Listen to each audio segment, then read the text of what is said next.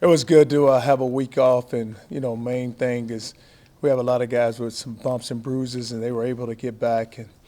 And looking forward to the matchup with Kansas State. I don't look at that score on Saturday, and I know that's not who that football team is. It's a very well coached team that doesn't make many mistakes, and I have a lot of respect for Coach Snyder. So, I told our team on yesterday. Same thing happened to us against TCU. We're able to bounce back and beat Oklahoma. So you got to be ready for it, a team that's going to be ready to come and play, a team that's mentally and physically tough. Questions, please raise your hand.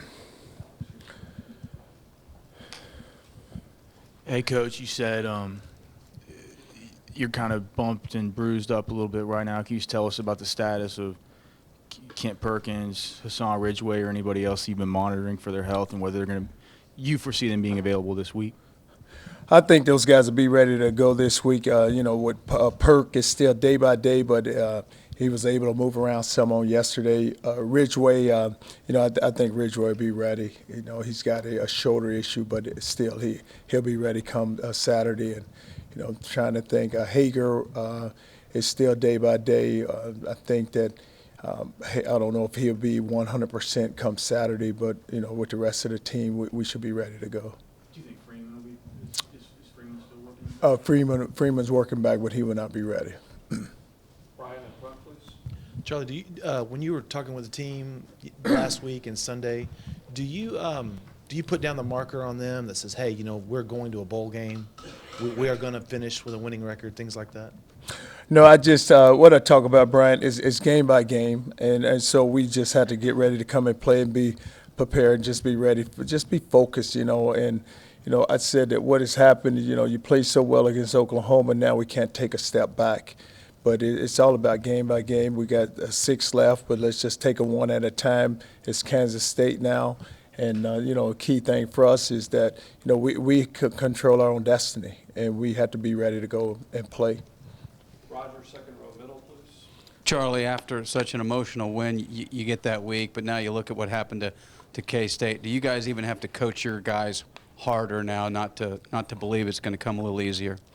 Well, you had to coach them, Roger, because you're right. You look at that game with K-State against Oklahoma, but when they look at the film, they're going to see that K-State had first play of the game, got double moves, and he's wide open. He had beat the corner wide open. The ball was overthrown, and they had some opportunities to score, didn't get the scores in. So I don't think our guys will get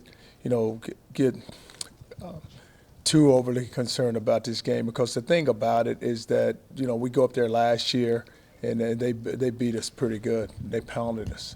So I think that it's always something that you can point to. John, here on the left. Coach, you talk about how well your team played against Oklahoma. I know you after the game you said you expect that from them from now on. How tough is that, though, to get kids to do that week in and week out? Well, it's going to – you just like to think that, John, just mentally they will approach it the right way, and they will go out and just – because it just comes down just to mental and physical toughness about just approaching the whole game and how you go out and go play. You look at that Oklahoma game, I know it's behind us now, but, to run the ball for over 300 yards and then to go and play as well as we played on defense, it's there. That's about the whole preparation, just the mindset of just going out and getting it done each and every week. Anwar on the front right, please. Coach, 1 week you guys don't look good against Notre Dame. The next week you come back and look better against Cal, especially from an offensive standpoint. 1 week you don't look good against TCU. The next week you guys beat Oklahoma. Week to week, do you know what to expect from your team? Well, I wish I had that answer for you, Anwar. You're right. It's just, you like to develop some consistency and just hope that, just you gain momentum and you just continue to improve and get better and better. And now with this week, it's week off now.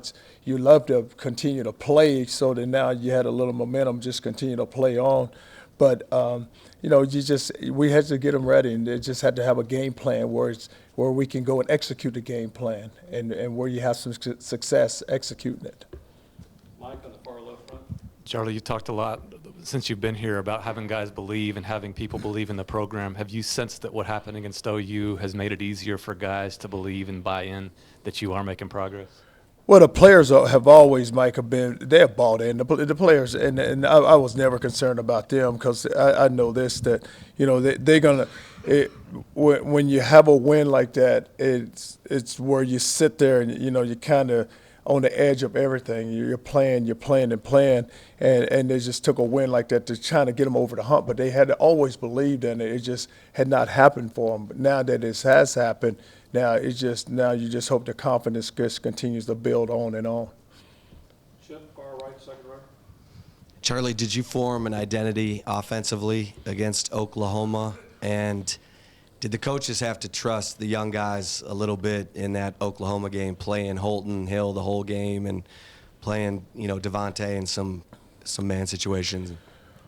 No, the second part of that, yeah, it's that guys are ready to play. You just let them play. And when you talk about skill guys, when you talk about Holton, you talk about Devontae, you talk about John Burke. Those guys they're skill athletes. So when you match up skill on skill, it doesn't matter, if a guy's a freshman or a senior. If you can match it up, go ahead and match it up. But just the identity, we want to be a team that's physical. You want to control the line of scrimmage always, so it always starts up front. And so if you can run the football and knock people off the ball and you can stop the run, then you're going to develop an identity. Back on the left front, center, please. Charlie, you said mentioned getting over the hump. Now that you've gotten that big signature win, do you know what to expect from this team, or are you still a little uncertain because it is college football? It is college ball. You're right, Zed. And it's the uncertainty is always there because when you go out, you're just hoping, hey, they're ready to go play and let's go play well. Because I go back and you go Cal and you go Oklahoma State and then you go get you see what happens at TCU, but you would like to think, hey, each and every week when they take the field, they're ready.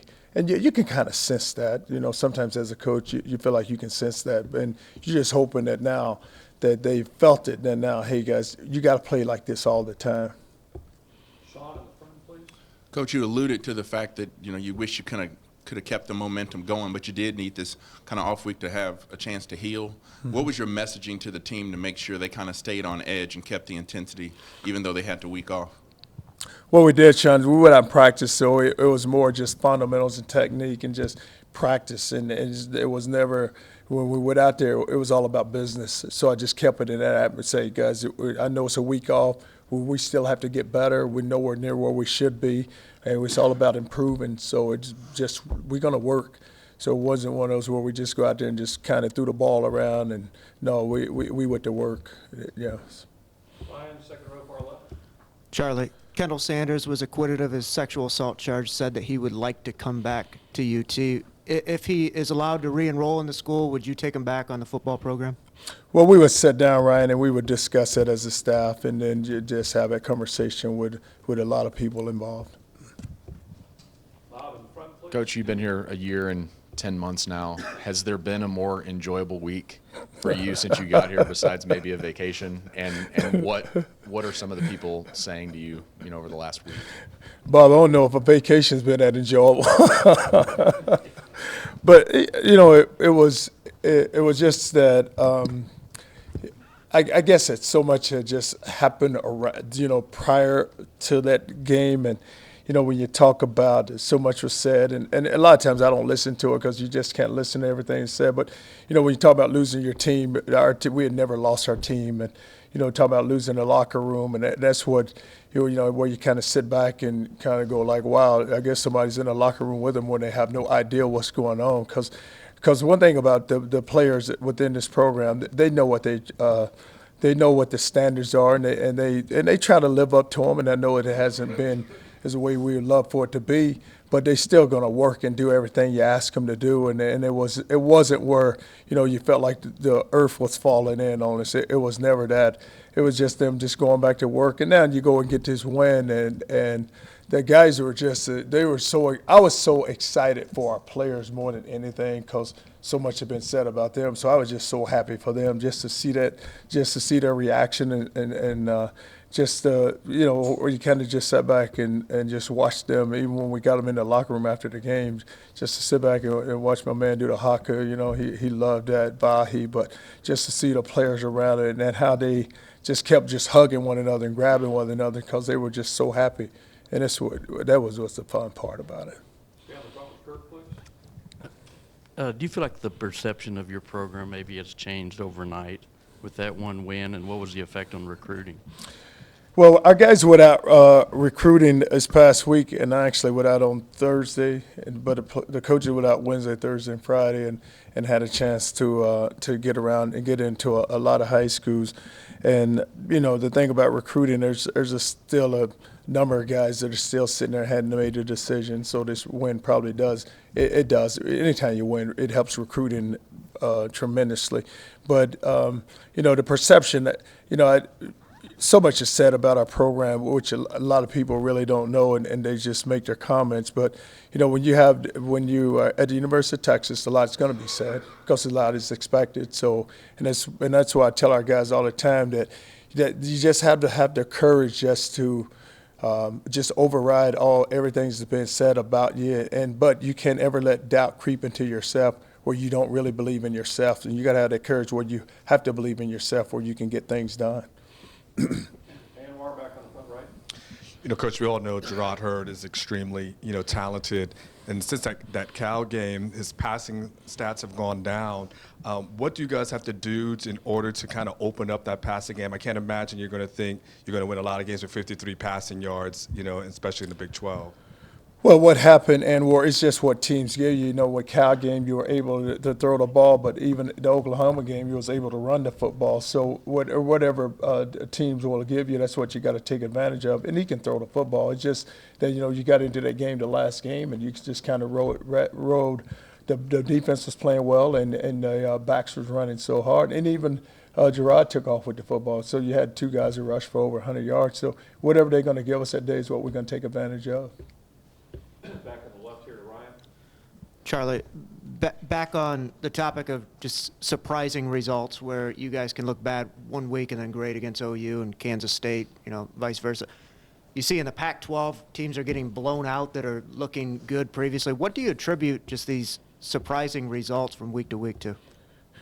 Yeah, what happens too, Ryan, is sometimes when you get into a game and I would take like the TCU game for us, where you have a mistake and then one mistake leads to another mistake, when you have to be able to just bounce back and say, hey, listen, guys, let's get it together. Let's go out here and move the ball, and then let's get us a drive established. But then that doesn't happen. And when you're playing a good opponent like that, then they can strike, and then they strike again, and then they get you back on your heels, and then all of a sudden you start coming with pressure, and then they strike again on you.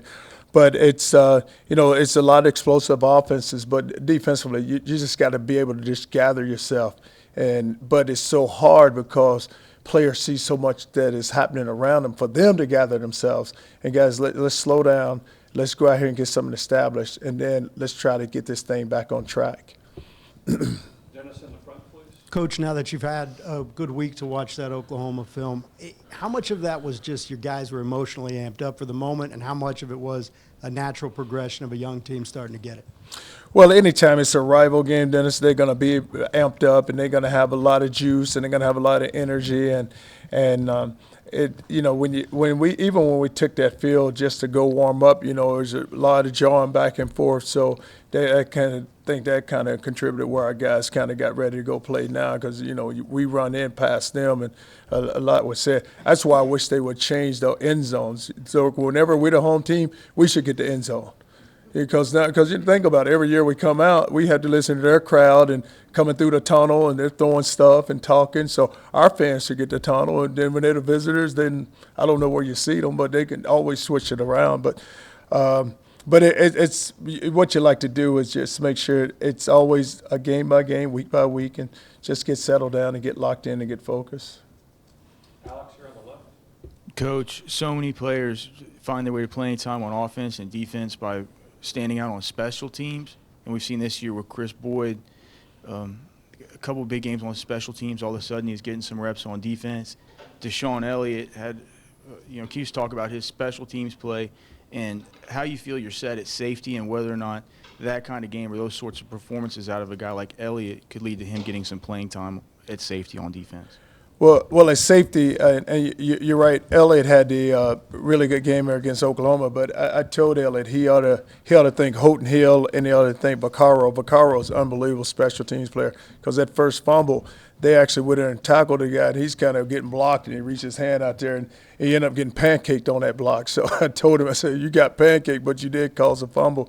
But at the safety position, when him and PJ, they're coming along good, and those are two guys that will rotate in at some point. But when you're sitting there, that's a position where you still you gaining a lot of depth now because those guys are coming just like they did at the corner position. Roger, second row middle. Charlie, third straight 11 a.m. kick. We've seen the importance of starts, TCU, Oklahoma. I mean, is it even more important maybe in a morning game to get juiced up, especially now that you're back at home?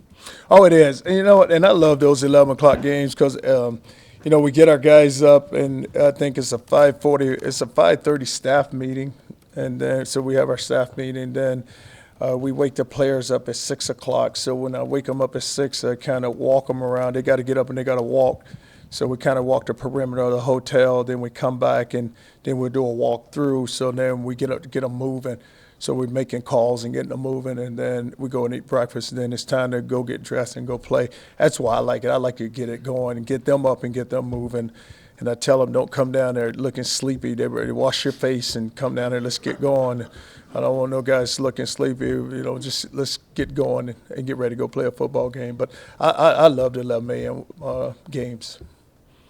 Ryan here in the front. Charlie, but based on his season-long production, should Deontay be your lead running threat? Deontay. Well, I tell you what he's doing when the number of touches that he's been very productive.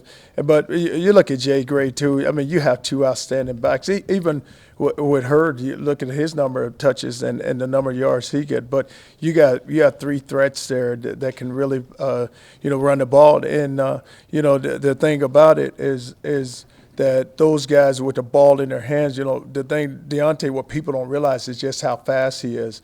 And, the guy that we're forgetting and he, was coming back from an ankle injury is Chris Warren. He's another one that can add something to the mix.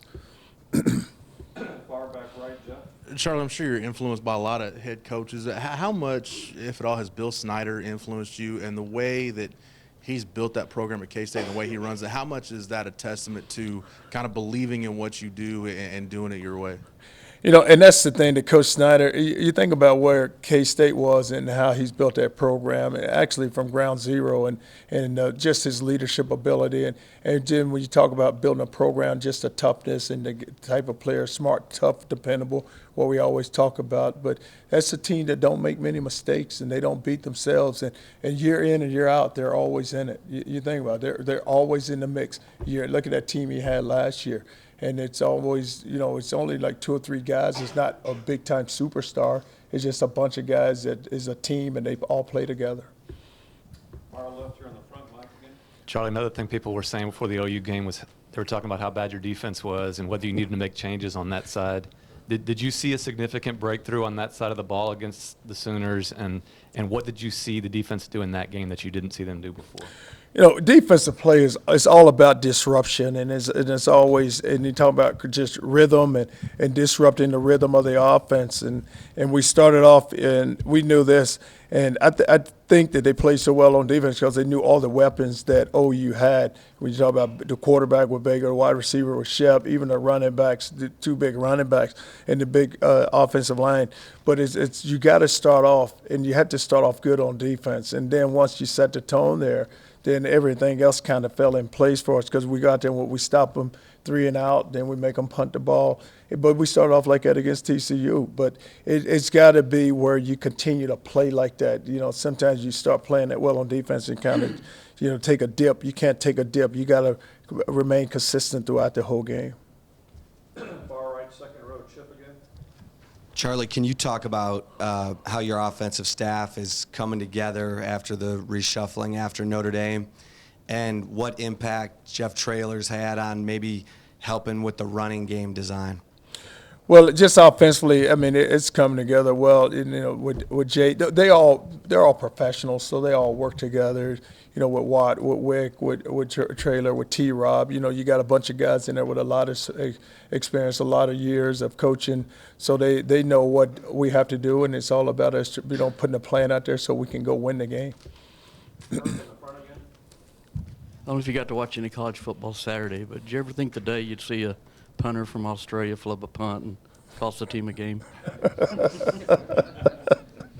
No, I didn't get to watch much, Kurt, but that's tough now. You know, game is hard. How would you be feeling right now, huh? How would I be feeling? Oh, wow. No, I haven't. Charlie, during the bye week, did you also get a tattoo of the Foreman brothers on your back?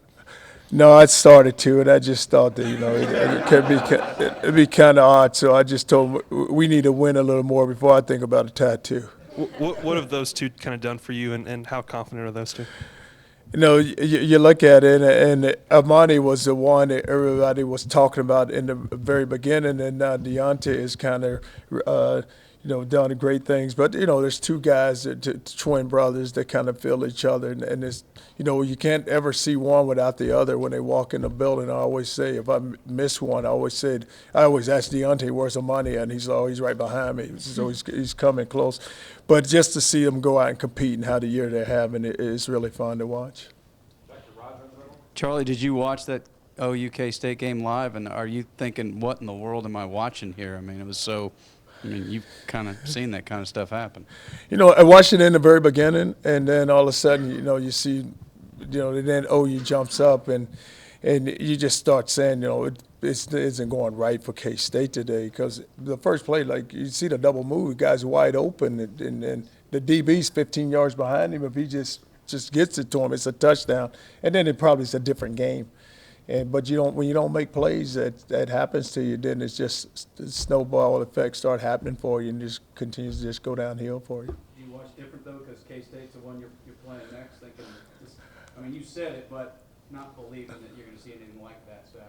No, and I don't, and that's why I kind of just quit watching it, because I said, you know what, this team, it will not be the team we'll see. So I'm done with this game, but because I know this, when they come in here Saturday, it'll be a totally different ball team. Couple last ones, Jory here.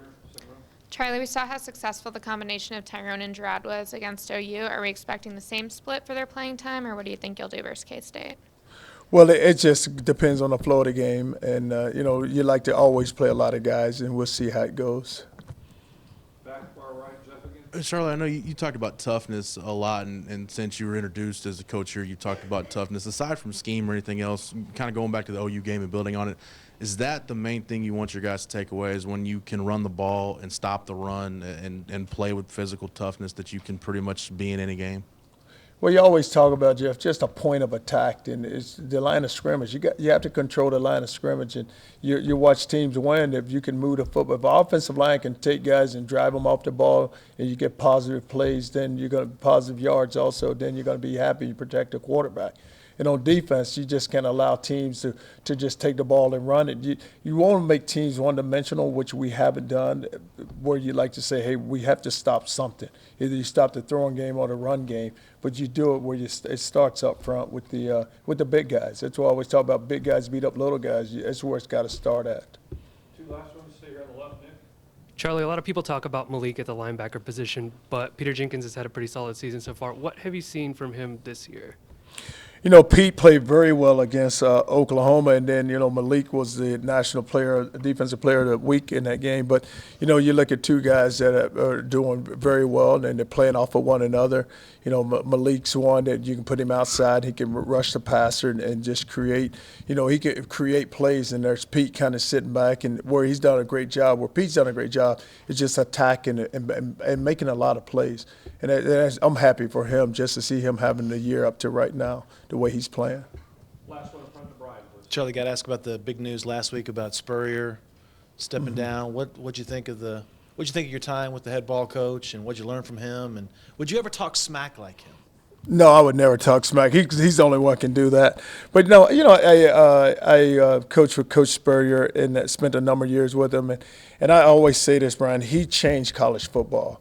Because when he came into the Southeastern Conference, there was a conference that was, kind of black and blue, beat you up, it's 3 yards and a cloud of dust.